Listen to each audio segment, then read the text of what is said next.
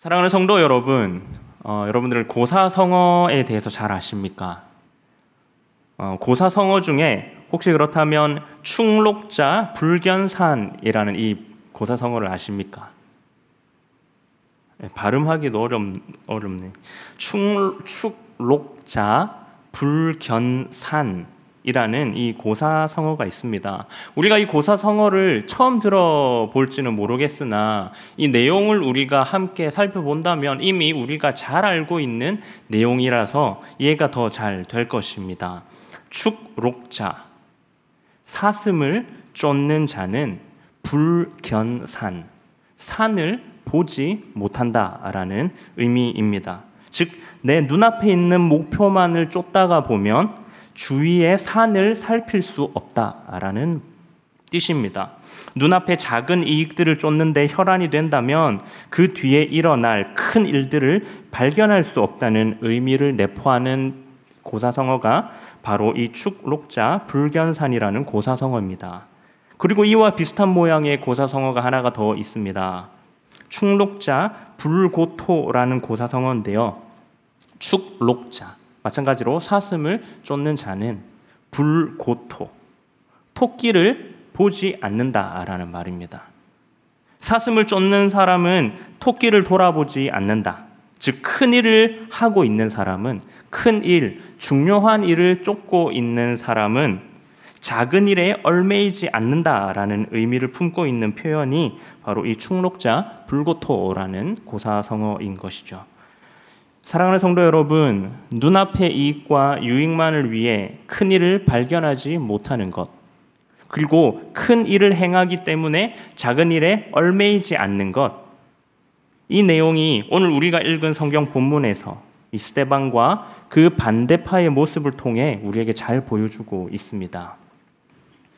짧은 시간 오늘 말씀을 통하여 우리가 바라보아야 할 산은 무엇인지, 그리고 우리가 하고 있는 이 큰 일이 무엇인지 함께 돌아보며 결단하고 돌아가는 그런 귀한 시간이 되기를 소망합니다. 오늘 본문은 집사로 세워진 스데반이 그를 대적하는 자들과 변론을 주고받는, 그리고 결국에는 잡히는 내용이 기록되어 있습니다. 우리는 오늘 본문에 앞서 지난 본문에서 교회가 집사를 세우게 된 경위를 함께 살펴보았습니다. 어려움이 있었지만 그 어려움을 잘 극복해서, 그래서 앞으로는 이제는 교회가 더 큰 일을 감당할 수 있겠구나, 앞으로의 교회의 사역을 기대하며 오늘 이 말씀을 볼 법도 한데 난데없이 이 스데반이 잡히는 이야기가 기록되어 있는 것입니다.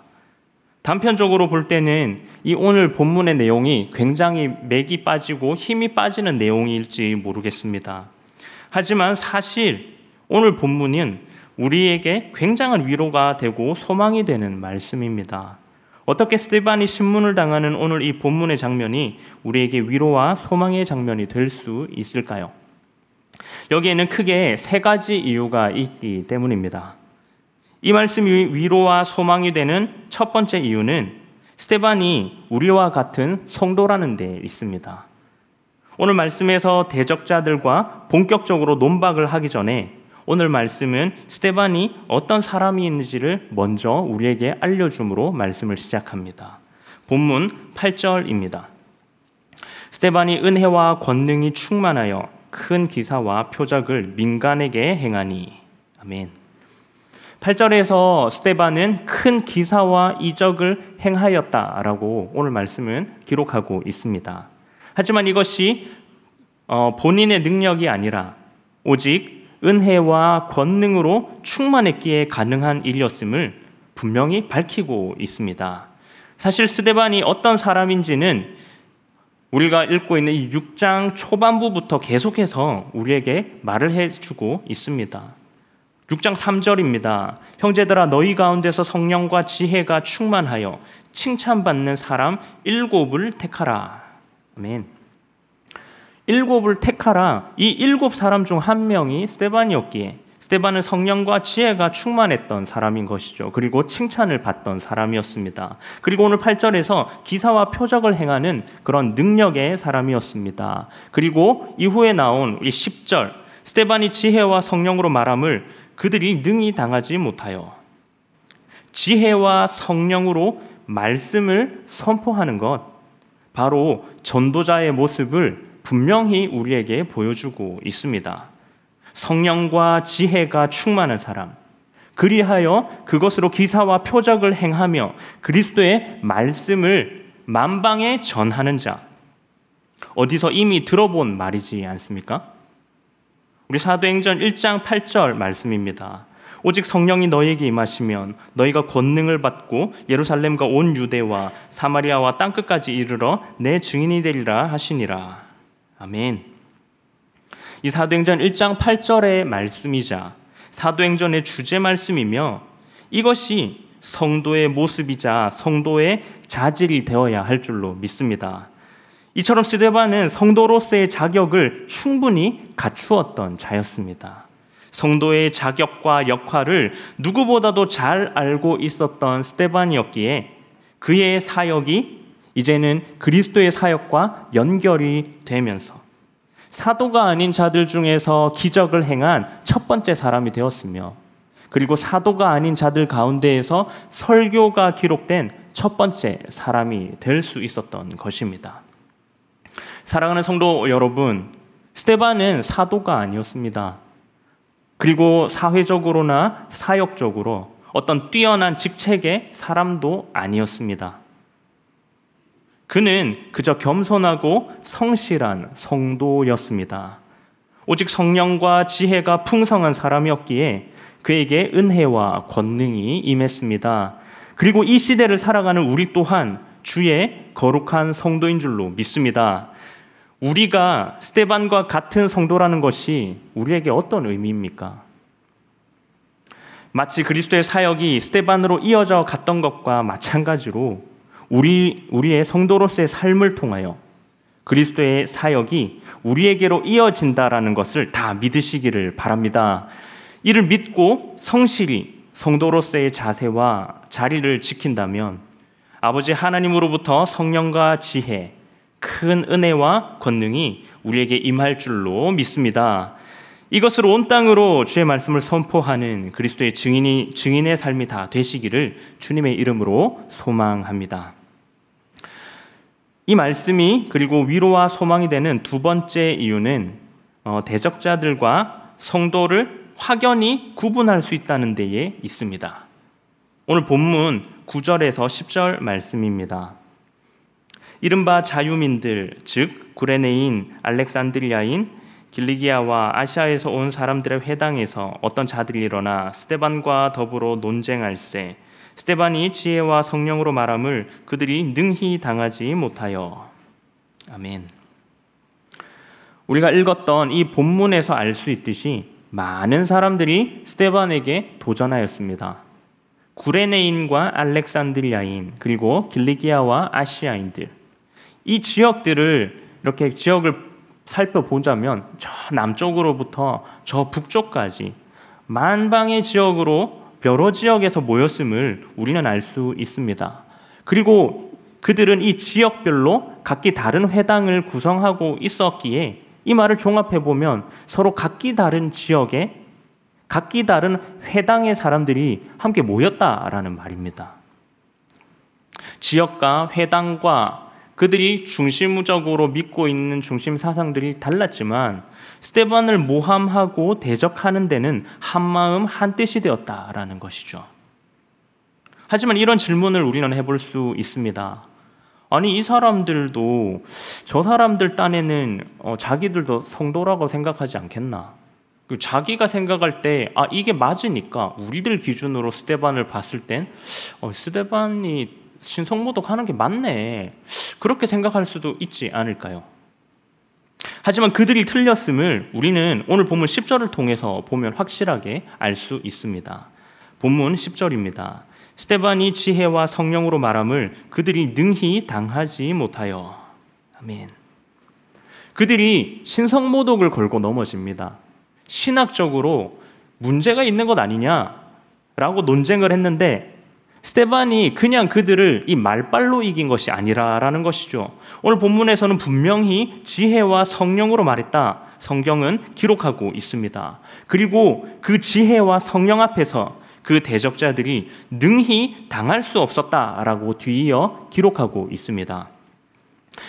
이들은 그저 말발로 진 것이 아니라, 말싸움에서 진 것이 아니라 하나님의 지혜와 성령에 진 것입니다. 그리고 이는 그들이 더 잘 알고 있었을 것입니다. 근데 그럼에도 불구하고 그들은 이 싸움에서 그들의 패배와 잘못을 인정하지 않고 그들은 억지를 쓰기 시작합니다. 본문 11절에 보면 사람들을 매수하여 말하게 합니다. 그리고 12절 백성과 장로와 서기관들을 충동시켜 선동합니다. 그리고 13절에 거짓 증인들을 세우니 거짓 증인들까지 세웁니다. 자신들의 뜻이 관철되지 않으니 그들은 사람을 매수하고 그리고 선동하고 거짓 증인들을 내세우며 스데반을 완전히 매장시켜 버리려는 모습을 우리에게 보여줍니다. 이 모습이 비단 오늘 말씀에만 등장하는 모습이 아니라는 것은 우리 모두가 이미 잘 알고 있습니다. 성경에 나오는 많은 대적자들의 모습 그리고 그들의 행태가 이와 같기 때문입니다. 항상 처음에는 신학적인 논쟁으로 뭔가 굉장히 크게 잘못된 것처럼 말을 하지만 당연히 성령과 그리고 하나님의 지혜 앞에서 통할 리가 없으니 그들은 그저 그 논쟁에서 이기고 자신들이 옳다는 걸 증명하기 위해서 이제는 폭력적인 모습으로까지 발전해 나가는 그런 모습들을 우리에게 보여주는 것입니다. 이 모습이 성도와 성도가 아닌 자들의 가장 큰 차이점인 것입니다.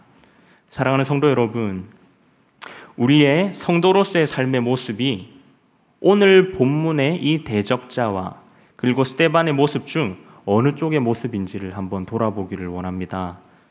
우리 모두가 스데반이 보여준 이 성도의 모습이 되어야 할 줄로 믿습니다. 성도는 오직 그리스도의 지혜로 변론하고 그리스도의 은혜로 대적을 이겨냅니다. 혹여나 우리의 모습 가운데 우리의 잔머리로 우리의 중상모략으로 대적을 이겨보려 하는 모습이 있습니까? 그것은 성도가 해야 할 모습이 아닙니다. 성도라면 오직 성령과 지혜로 대적들과 싸워 이겨야 할 줄로 믿습니다. 우리가 누구인가? 우리는 성도이다. 성도는 어려움이 생길 때 어떻게 극복하는가? 오직 성령과 지혜로 이겨낸다. 이것을 우리에게 분명히 제시하는 것이 오늘 본문이기에 우리는 오늘도 또 길을 잃지 않고 성도의 삶을 지키며 살 수 있는 줄로 믿습니다.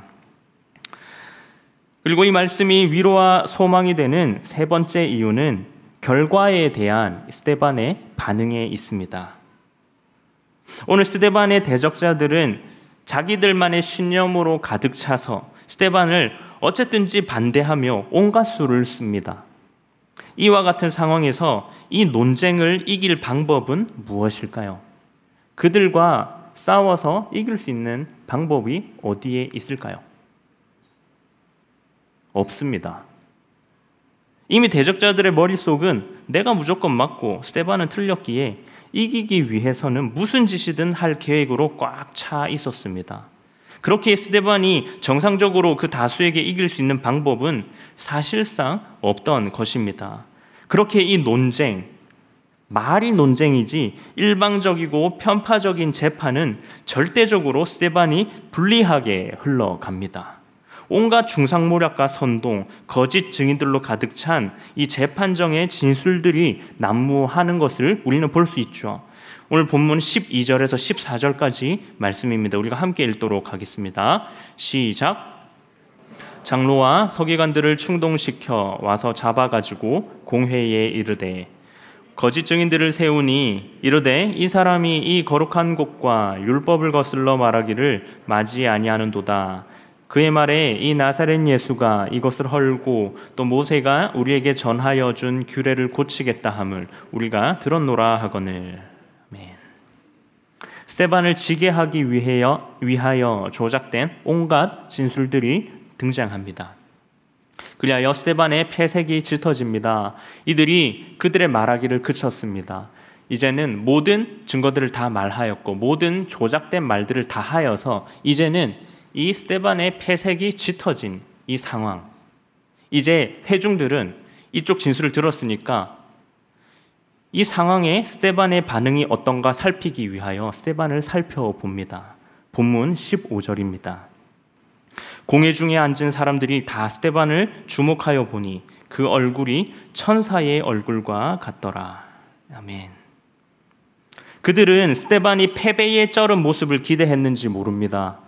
하지만 그들이 발견한 것은 마치 천사의 얼굴과 같은 스데반의 얼굴이었습니다. 지금 스데반이 앉아있는 자리는 그냥 일반석이 아닌 피고석입니다. 죄인으로 낙인 찍히는 바로 그 시점에 스데반의 얼굴이 마치 천사와 같았다라는 것입니다. 그리고 이것이 왜 중요하냐면 이 모습이 마치 구약에서 모세가 율법을 받았을 때 그 얼굴이 빛나게 하셨던 것과 동일한 표현이기 때문입니다. 모세가 율법을 받았을 때에 하나님의 영광을 그의 얼굴로 반영했던 것처럼 오늘 본문에서 스데반의 유죄 선고의 그 자리에서 동일하게 하나님의 영광이 임재한다는 사실이 있습니다. 사랑하는 성도 여러분, 오늘 스데반은 재판에서 졌습니다. 이제 그는 그리스도의 증인으로서 성도로 살기를 위하여 자기가 억울하게 죄인으로 낙인이 찍히며 목숨을 잃게 될 순간이 다가옴을 느꼈습니다. 하지만 그때에 오히려 그의 얼굴이 천사의 얼굴과 같이 빛나며 마치 모세의 때에 임재하셨던 그 하나님의 임재를 지금 이 순간 경험하고 있는 것입니다. 스데반이 이렇게 될 수 있는 궁극적 이유는 단 하나, 그가 성도였기 때문입니다. 로마서 11장 36절 말씀입니다. 이는 만물이 주에게서 나오고 주로 말미암고 주에게로 돌아감이라. 그에게 영광이 세세에 있을지어다. 아멘. 아멘. 이 로마서의 고백이 성도인 우리가 해야 할 고백인 줄로 믿습니다. 어떠한 상황에서도 낙심치 않고 내 마음대로 결과가 나오지 않는다 하더라도 이 믿음 그리고 이 고백으로 우리의 얼굴 또한 마치 천사의 얼굴과 같이 빛나기를, 그리하여 하나님의 임재하심을 우리 모든 성도의 삶을 통해 경험하시기를 주님의 이름으로 소망합니다. 말씀을 정리하겠습니다. 여러분들, 이 옥합이 무엇인지 다들 아실 것입니다. 옥합은 그 당시 이 향수나 화장품들을 넣어 보관하던 용기였습니다. 요즘은 기술력이 좋아서 이 화장품 용기 안에 화장품을 넣어서 마개를 닫았다가 열었다가 사용할 만큼만 덜어 사용하고 다시 닫을 수 있지만 그 당시에는 그럴 만한 기술력이 없었습니다. 그래서 그 당시 그 화장품의 입구를 막는 방법은 유일한 단 한 가지의 방법, 진흙이나 석고로 그 입구를 막아 굳혀서 봉인하는 것입니다. 그러면 그 봉인된 옥합을 사용할 수 있는 방법은 무엇일까요? 옥합을 깨트리는 것입니다. 그래서 옥합을 깨트린다는 표현이 여기에서 나오는 것이죠. 옥합 안에 내용물을 넣은 주인 말고는 이 옥합을 깨트리기 전까지 다른 사람들이 옥합 안에 무엇이 들었는지, 얼마만큼 들었는지 확인할 수 있는 방법이 없습니다. 그 안에 무엇이 들었는지, 얼마만큼 들었는지 확인할 수 있는 방법은 그 옥합을 깨트리는 방법 말고는 없는 것입니다. 저는 오늘 앞으로의 우리들의 모습을 이 옥합에 비유하기를 원합니다. 우리 스스로가 하나의 옥합이 되어 우리 안에, 이 안에 성도의 모습들, 성도의 자질들, 그것들을 차곡차곡 쌓아가는 우리 모두가 되시기를 소원합니다. 작은 것을 쫓지 않고 오직 큰 하나님의 뜻과 성령의 지혜를 사모했던 그 스데반과 같이 우리도 세상의 작은 것들이 아닌 하나님의 큰 뜻과 하나님의 목적을 사모하시는 성도 되시기를 바랍니다. 그리고 큰 그리스도의 사역을 하면서 작은 세상 법정의 싸움에 연연하지 않았던 이 스데반의 모습을 본받아서 세상의 작은 싸움들에 일이 일비하지 않고 오직 큰 일, 거룩한 성도의 삶을 살기 위한 일에 집중하며 담대히 결단하는 주의 성도 다 되시기를 바랍니다. 이러한 모습들을 매일매일 성실하게 그리고 겸손하게 우리 안에 차곡차곡 성실히 담아내는 우리 성도님들 되시기를 바랍니다. 그리하여 세상의 풍파와 어려움, 환난 등으로 인하여 우리의 옥합이 깨어졌을 때 그 깨어진 우리 안에서 성도의 모습들이 흘러나와 깨어진 그 모습이 마치 천사의 얼굴과 같은 그런 하나님의 임재의 모습이 임하는 모든 성도님들 되시기를 주님의 이름으로 축복합니다.